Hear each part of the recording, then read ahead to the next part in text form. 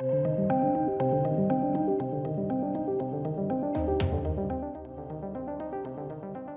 welcome ladies and gentlemen. So it would appear Star Trek 4 is in the shitter once more.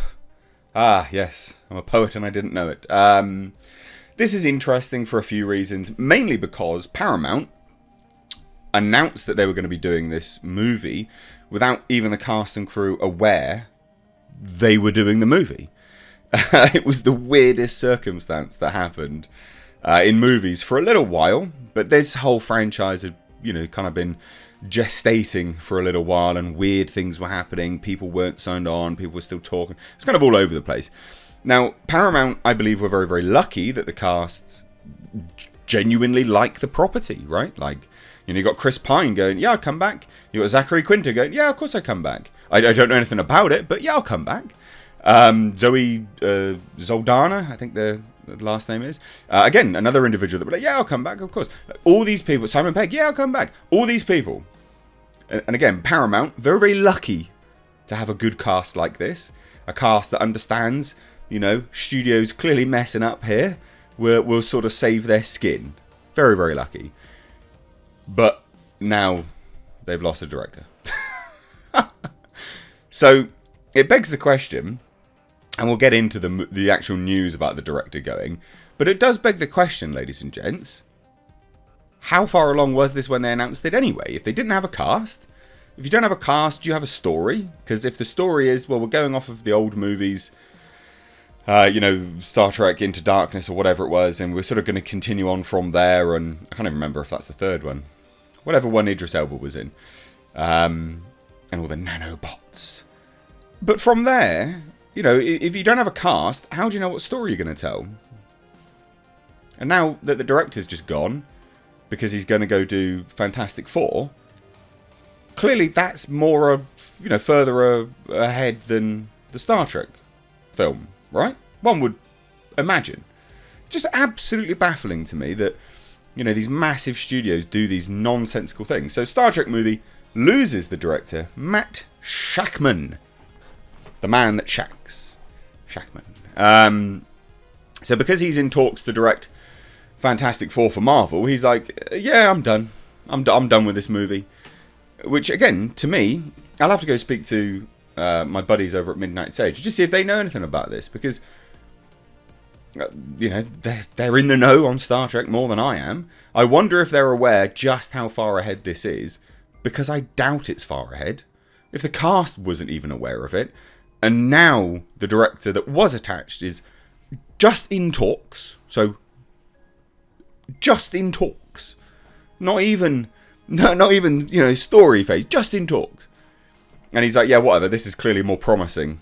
One would imagine that's the thought process he had. Yeah, the Star Trek movie's fine, but a Fantastic Four is more promising. Even just in basic talks. For him just to walk from what would be a very lucrative deal with Paramount, one would imagine. Yeah, that's a bit of a shit show, really. God, I've got to take this bloody Predator image down. Anyway, so I'll move down through this. So like I say, filmmaker Matt Shakman is no longer boldly going into the Star Trek galaxy. So Shakman, who was set to helm a Star Trek movie for Paramount, again, no one knew what one it was going to be. Star Trek 4, supposedly. No one has any idea. But he's dropped out due to scheduling issues as he's jumping to Fantastic Four for Marvel Studios. The movie was a top priority at the Melrose Avenue-based studio and was dated for a December 22nd, 2023 release. And yet, remember, when they announced this movie, there was no cast attached. So how was there a story, pray tell? Ladies and gents, very, very interesting. Now, this was the original statement made. So, Matt Shakman is an incredibly talented filmmaker. Oh, no, this is the new one, sorry. Matt Shakman is an incredibly talented filmmaker, and we regret the timing didn't align for him to direct our upcoming Star Trek film. Now, FYI, Matt Shakman's fine. He did a whole bunch of those WandaVision episodes, sorry. He was the showrunner behind that. He's fine. He's not incredible. He's fine. We haven't seen enough of his work to be like, oh, he's great. Like, he's the next big thing. And this is the problem, I think, with studios on a whole. I understand the dynamic. I understand why studios do this. Because they go, right, this person's upcoming. Let's secure him. We think he's going to be the next big thing. Let's get him down. but then sometimes they're flukes. I mean, look at M. Night Shyamalan. I know that's not his name, but look at M. Night Shyamalan. Again, someone who, quite frankly, just did a few decent films, and then the rest were just awful, and now he has to produce them himself. Kudos to him for putting his money where his mouth is. But you can see what I mean by how studios jump the gun. I understand why, because it's a business and they want to get people in. Curry favour with them, get them down, put that name on the big screen to get people in because they think people care about names. No one cares about names anymore. Like, genuinely, no. Like Christopher Nolan, maybe. Some stars, maybe. Very, very few. No one's going, yeah, Matt Shakman, need to see what he's doing. Like, literally no one. I'm sure there's someone, but literally no one. Not literally. You get my drift. And this is the problem. Like, he's not really done anything. So, yeah, he's fine as a filmmaker. Incredibly talented? No. I don't see the incredible talent that Paramount Pictures is touting. And I'm sure there'll be people that disagree. And if you do, hey, let me know. I'm sure you will. You'll be furiously typing.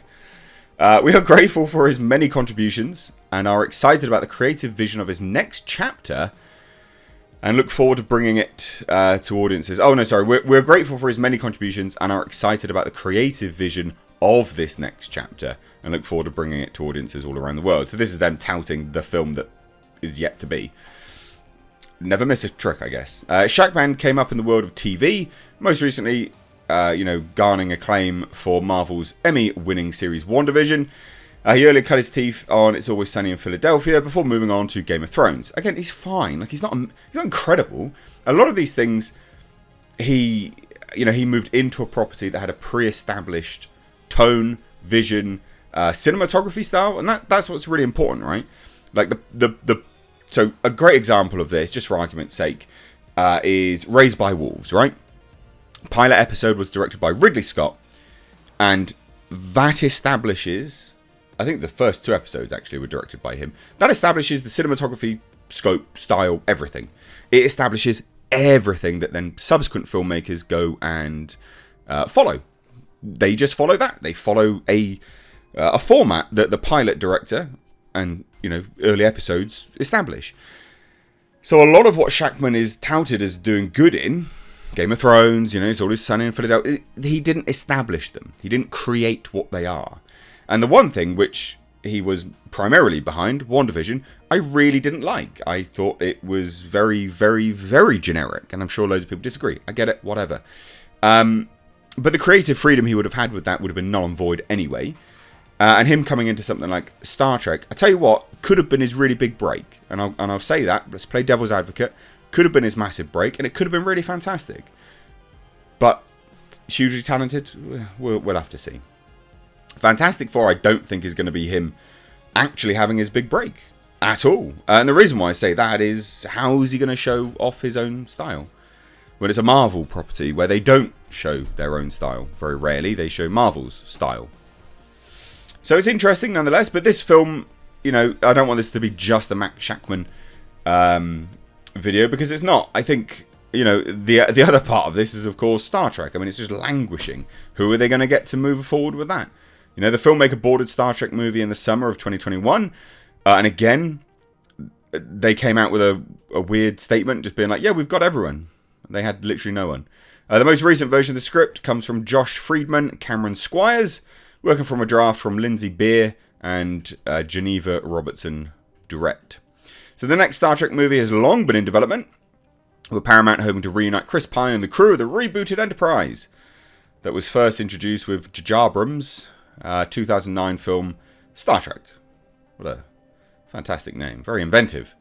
Zachary Quinto, Simon Pegg, Carl Urban, Zoe Saldana, and John Cho are among the stars, with the crew most recently appearing in 2016's Star Trek Beyond. That was the one. I thought it was Into Darkness. That was the one with Benedict Cucumber Patch. So Quentin Tarantino and Noah Hawley were individuals that wanted to drop in with a script as well. But Paramount were like, no, too Star Trek-y for Noah Hawley's. Whatever that bloody means. And Quentin Tarantino, we didn't even hear anything about that. So a bit of a shame. So, Paramount opting to go for a 4th installment with the Chris Pine franchise is what they opted to do. But the interesting thing about that was that they didn't even have Chris Pine on board. dumb. Super dumb. So, you know, as it stands now, what's happening with this movie? Your guess is literally as good as mine at this point. So let me know what you think down below. Hope you have a great Monday. Take care.